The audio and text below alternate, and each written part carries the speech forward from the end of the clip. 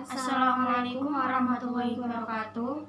Kami dari kelompok 8 akan mempresentasikan hasil diskusi kami tentang pengamalan Pancasila. Perkenalkan, nama saya Aulia Hairul Mala, NIM 25. Perkenalkan, nama saya Fatma Lailatul Sabida, NIM 28. Perkenalkan, nama saya Robiatus Suroya, terakhir 34. A. Pengertian pengamalan Pancasila. Menurut KBBI, pengamalan adalah proses, cara, perbuatan mengamalkan, melaksanakan, pelaksanaan, penerapan. Sedangkan Pancasila adalah pilar ideologis negara Indonesia. Pancasila merupakan rumusan dan pedoman hidup berbangsa dan bernegara bagi seluruh rakyat Indonesia.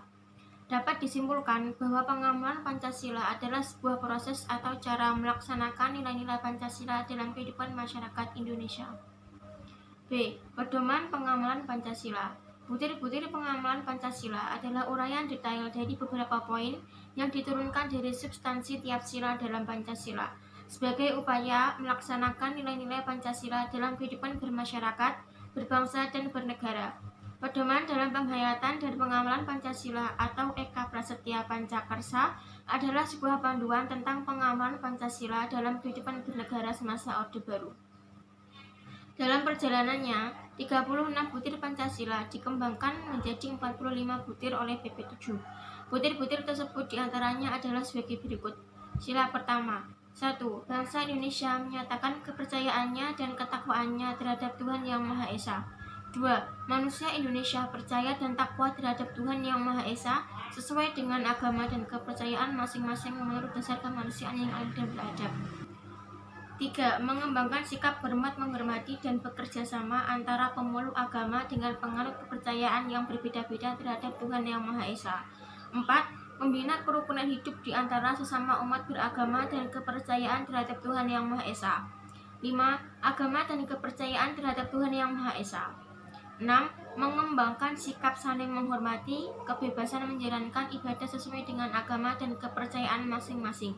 7. Tidak memaksakan suatu agama dan kepercayaan terhadap Tuhan Yang Maha Esa kepada orang lain. Sila kedua. 1.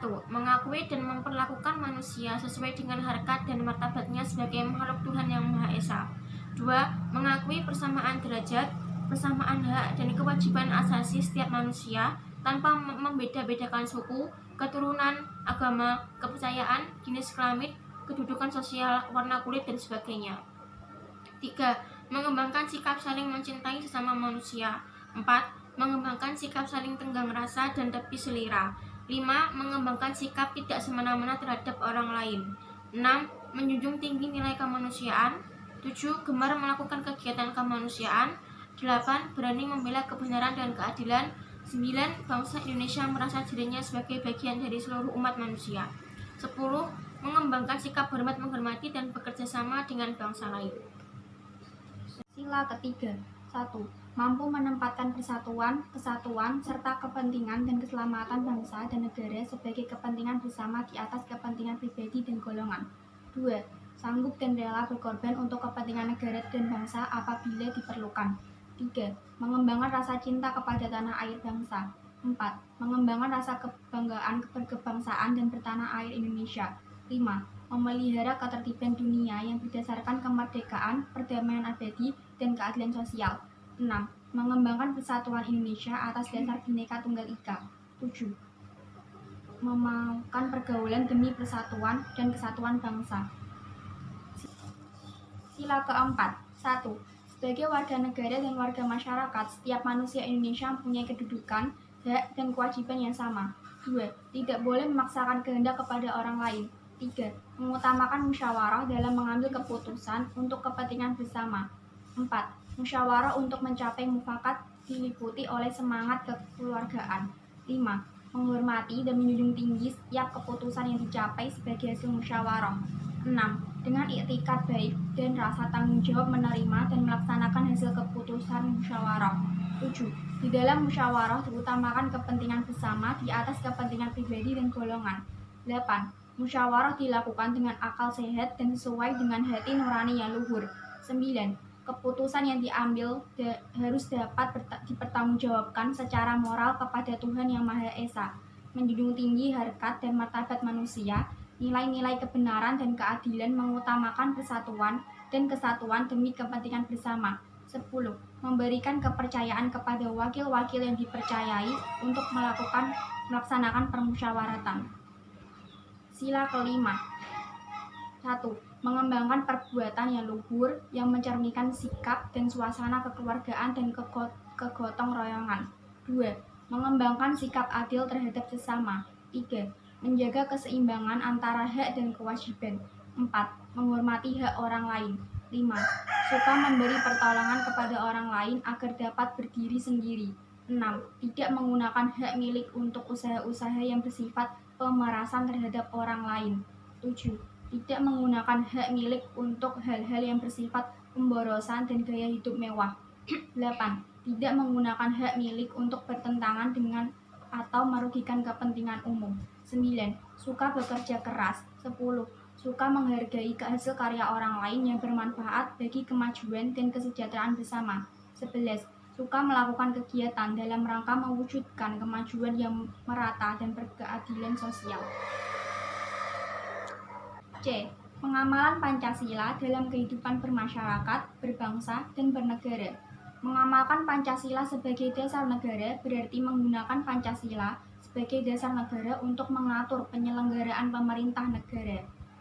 Karena Pancasila merupakan sumber dari segala sumber hukum, maka pada dasarnya mengamalkan Pancasila adalah melaksanakan ketentuan yang tercantum dalam semua peraturan perundang-undangan yang berlaku. Pengamalan Pancasila sebagai dasar negara disebut sebagai pengamalan Pancasila secara objektif. Pengamalan Pancasila secara objektif dapat digambarkan sebagai berikut. 1. Mempertahankan isi daripada pembukaan Undang-Undang Dasar 1945, mengubah pembukaan Undang-Undang Dasar 1945 berarti menghilangkan Pancasila yang terkandung dalam alinea keempat pembukaan Undang-Undang Dasar 1945. 2. Peraturan perundang-undangan wajib berdasarkan Pancasila. 3. Negara wajib membela dan mengamankan Pancasila terhadap bahaya-bahaya yang mengancamnya dan usaha-usaha untuk merongrong dan menyelewengkannya. 4. Interpretasi pelaksanaan undang-undang harus lengkap dan menyeluruh, meliputi seluruh perundang-undangan di bawah undang-undang dan keputusan-keputusan administratif dari tingkat penguasa-penguasa negara, mulai dari pemerintah pusat sampai dengan alat perlengkapan negara di daerah, keputusan-keputusan pengadilan serta alat perlengkapannya. Begitu juga meliputi usaha kenegaraan termaksud rakyat. Mengamalkan Pancasila sebagai pandangan hidup bangsa berarti melaksanakan Pancasila dalam kehidupan sehari-hari dan menggunakan Pancasila sebagai petunjuk kehidupan sehari-hari. Secara umum dapat dirumuskan bahwa mengamalkan Pancasila dalam kehidupan sehari-hari adalah apabila kita mempunyai sikap mental, pola pikir, dan tingkah laku yang dijiwai sila-sila Pancasila. Secara kebulatan bersumber pada pembukaan dan batang tubuh Undang-Undang Dasar 1945 tidak bertentangan dengan norma agama, norma kesusilaan, norma sopan santun, dan adat kebiasaan. Secara konkret, norma-norma itu dapat digali dan dikembangkan dari 1. Sila-sila Pancasila, 2. Pembukaan Undang-Undang Dasar 1945, 3. Batang tubuh Undang-Undang Dasar 1945, 4. Ketetapan MPRS dan segala peraturan perundang-undangan yang berlaku. 5. Norma-norma perjuangan bangsa Indonesia. 6. Norma-norma lainnya yang bersumber kepada kepribadian bangsa Indonesia. Kesimpulan. 1. Pancasila merupakan falsafah dan dasar negara Republik Indonesia sebagai pedoman bagi segala kehidupan bermasyarakat, berbangsa, dan bernegara bagi seluruh rakyat Indonesia. Pancasila terdiri dari 5 sila yang mengandung nilai-nilai tersebut diwujudkan sebagai pengamalan dalam kehidupan bermasyarakat, berbangsa, dan bernegara. Pengamalan Pancasila ini menurut Kitab MPR Nomor 1 MPR 2003 dan ada 45 butir pengamalan Pancasila. 2. Mengamalkan Pancasila sebagai dasar negara disebut sebagai pengamalan Pancasila secara objektif. Negara menggunakan Pancasila sebagai dasar untuk mengatur penyelenggaraan pemerintah negara dan mengamalkan Pancasila sebagai pandangan hidup bangsa. Diharapkan adanya tata kehidupan yang serasi antara kehidupan kenegaraan dan kehidupan kemasyarakatan dalam negara, dan pengamalan Pancasila secara subjektif adalah pelaksanaan dalam pribadi seseorang warga negara Indonesia.